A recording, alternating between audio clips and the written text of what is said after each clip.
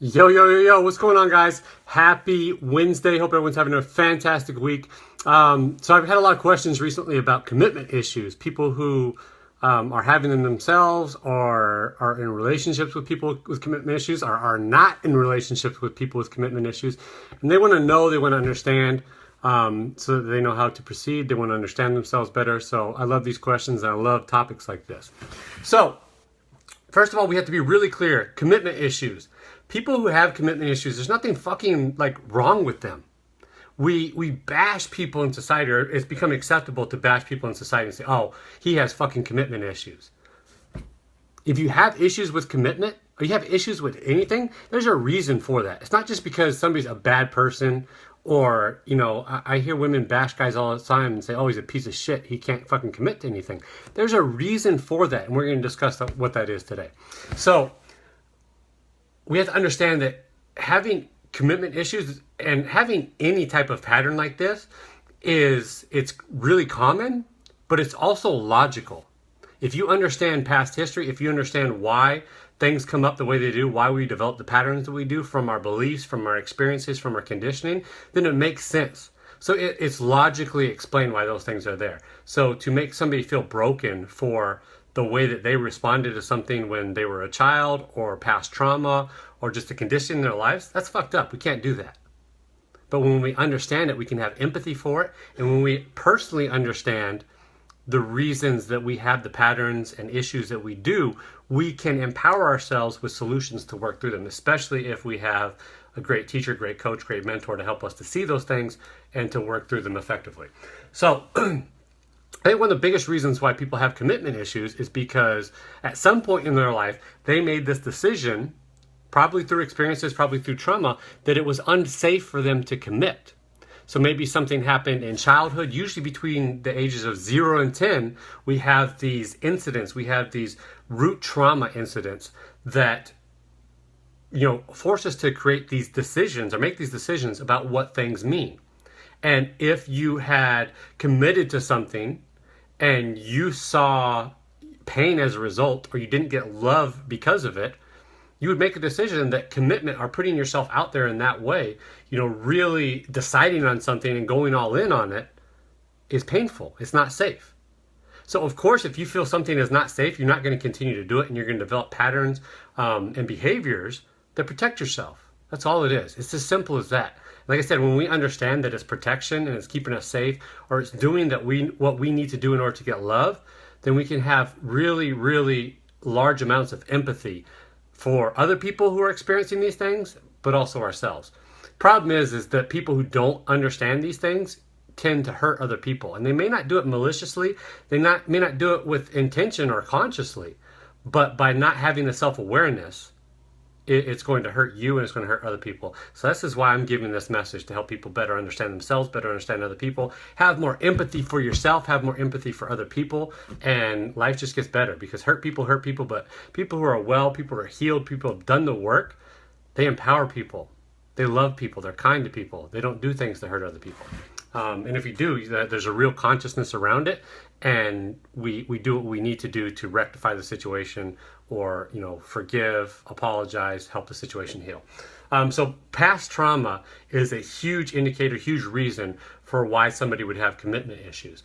Other reasons are an inability to give up control, or an inability to, or a lack of a desire to give up freedom. And that all stems back to past trauma. So this may not even happen. This may have happened when you were younger. Maybe, a divorce with parents, and the situation created beliefs and situations to come up for you to, respond in a certain way that keeps you safe, that keeps you from experiencing pain, that keeps you from experiencing feelings that you won't want to feel. And on top of that, we create these stories about, oh, I don't commit because, this happened. But the truth about that is really emotions underneath that we don't want to feel, or we don't want to acknowledge. We don't want to acknowledge those truths. So that fear of commitment can become an avoidance of putting ourselves in situations that create us pain in the past. So if I committed, maybe, in high school, I had a girlfriend who I committed to, and I was all in before I'd ever learned anything, before I'd learned to protect myself, and, she cheated on me, or, a guy cheated on me when I was younger. And that's created commitment issues in me because I understand if I commit wholly, I make myself vulnerable. I open myself up to being hurt. I got burned really bad, and I don't want to do it again. And that's where a lot of commitment issues stem from. And I touched on it a little bit there too, being vulnerable. You know, we all have these root traumas, and so often I find that it's either a vulnerability issue or an abandonment issue. And so many people have vulnerability issues. I have vulnerability issues myself. But I work through them because I understand them. So if you have vulnerability issues, it's easy to keep things at surface level, not to go deep into things, to keep your options open all the time, because it keeps you from ever having to be the vulnerable one in a relationship. And people who have vulnerability issues will often form relationships and choose partners, friendships as well, business partners, where they don't have to be the vulnerable one, where the other person is the vulnerable one. And that vulnerable person usually has abandonment issues, so they choose somebody who's not going to leave them, who's safe as well. And it doesn't make for a healthy relationship. That's why if we heal these things, we can come into relationships whole. We can come into, business partnerships whole. We can commit to things in our lives, whether it's investing in ourselves or investing in other people.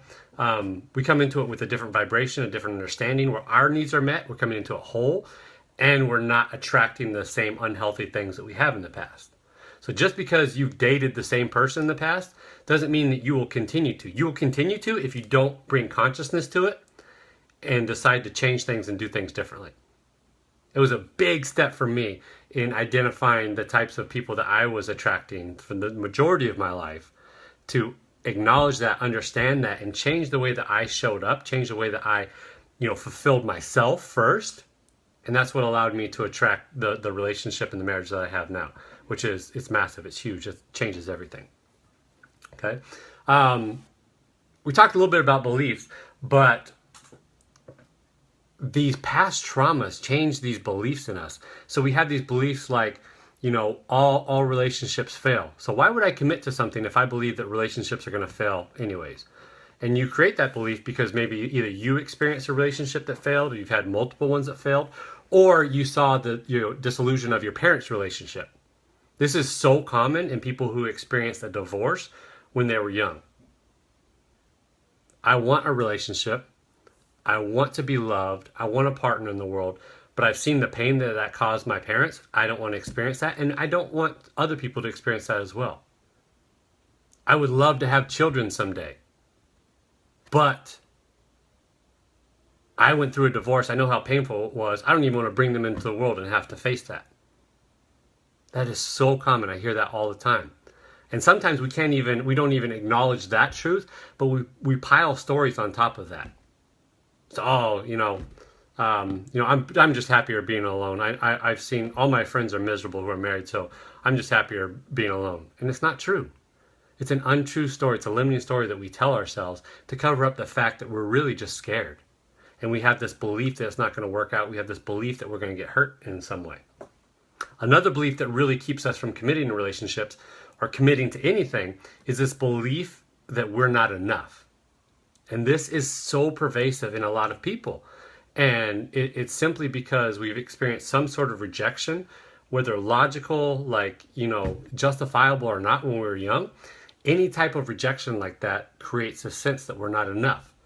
And if we don't come to understand how enough we are, if we don't come to understand our value, if we don't come to understand really what we bring to the table, we will repel things that we don't think that we deserve. Your mind cannot keep conflicting beliefs in there. So if you have this underlying belief that you're not enough, you will sabotage or protect yourself from things that are outside of what you believe. And you will look for confirmation of what you do believe. And if you don't believe you're enough, you won't put yourself in situations to attract what you desire. So it really begins with starting with understanding that you're enough, understanding your value, understanding that you are safe.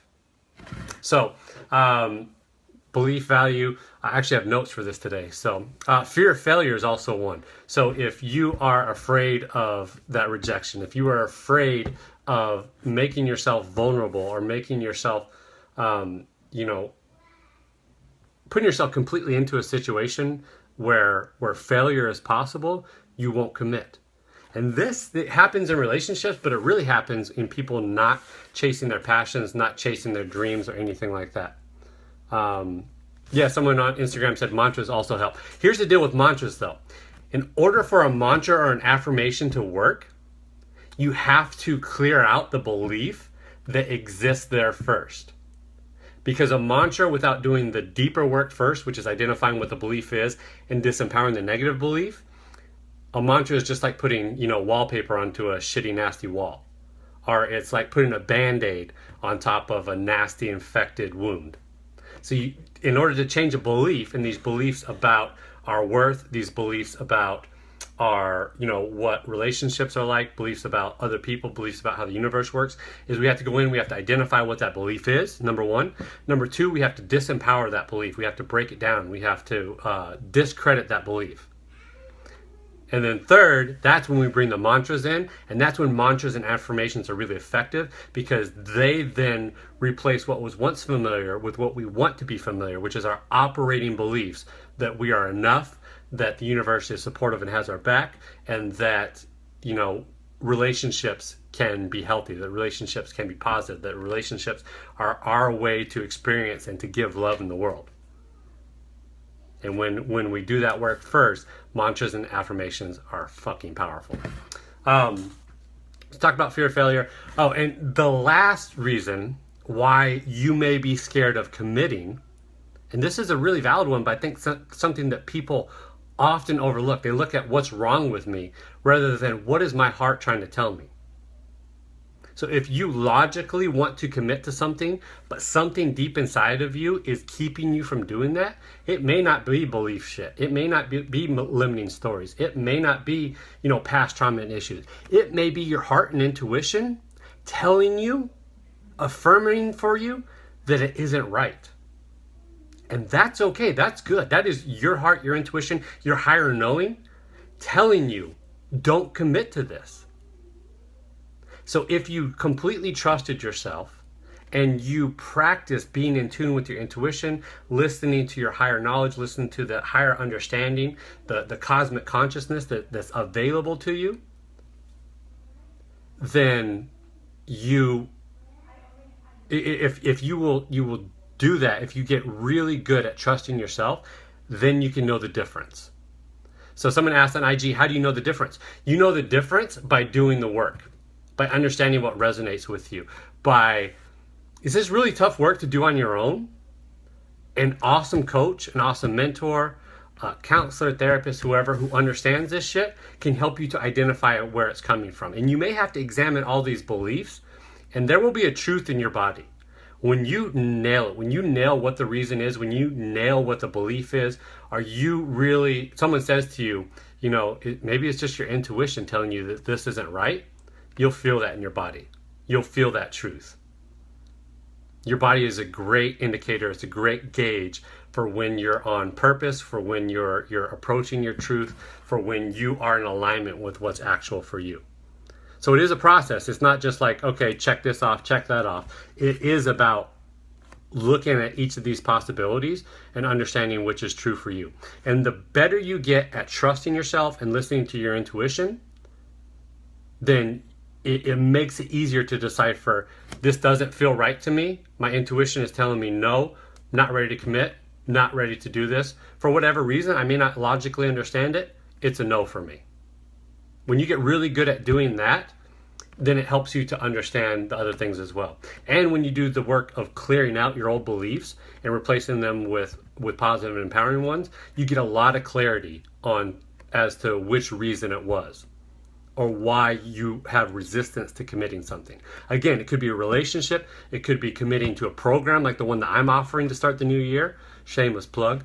Or it could be, your businesses, to leave a job, to start a business, to, say I love you in a relationship, to ask somebody out, to set a boundary, whatever it may be. you will be able to see with a lot of clarity why that resistance to committing is there. And when you can commit to